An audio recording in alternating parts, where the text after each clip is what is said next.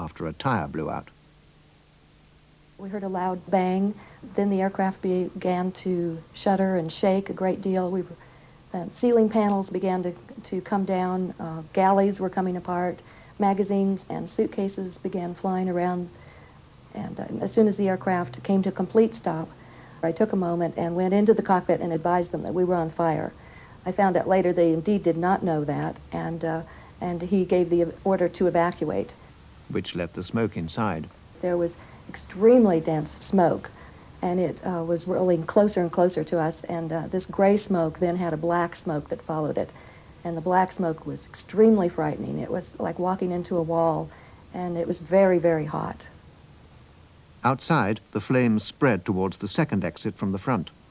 Approximately 35 people evacuated out that exit, and then the slide burned up, and the flames moved forward on the right side of the aircraft. We were able to evacuate approximately 100 people or so out the exit at 1R before it burned up, and then at that point there were 8 people left inside the aircraft, mostly flight attendants, I might add.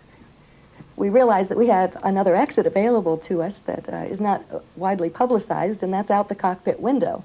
And so we went into the cockpit, and we tried to close the door to keep the smoke away from us, and we evacuated down the rope and out the cockpit window.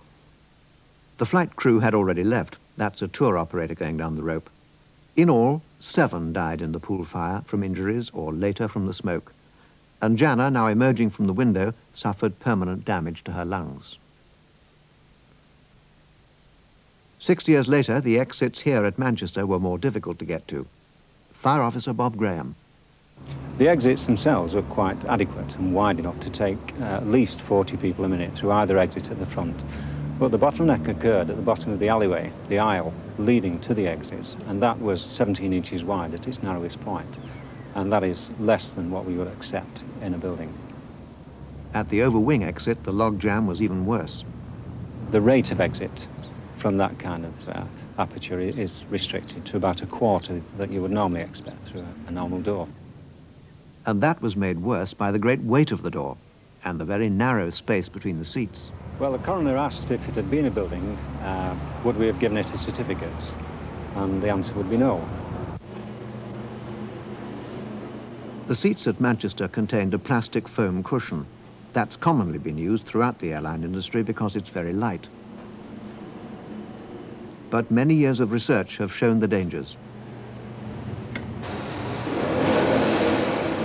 At Manchester, the pool fire burned through the outer skin of the aircraft in perhaps half a minute, then up through ventilation ducts below the seats. These cushions start out at just under 4 pounds. This urethane plastic foam not only feeds the fire, it also gives off poison gas. Within minutes, all that's left is cinders.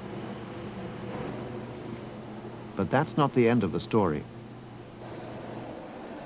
The many years of research have also led to this. Between the cover and the foam, there's now an extra layer which adds to the weight and the cost. But airlines will add a fire-blocking layer if they have to.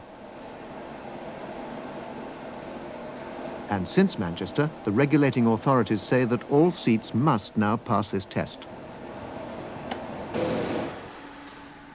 The weight loss is within set limits. But there are no standards yet for the emission of poison gas, and there are still plenty more plastics and other materials to burn in any cabin fire.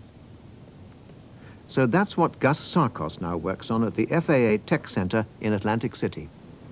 His superannuated C-133 is a military cargo plane with a fuselage that's just about as fat as a jumbo jet. Sarkos needs to know not only how the individual components burn, but also what will happen in a full-scale bonfire inside the cabin.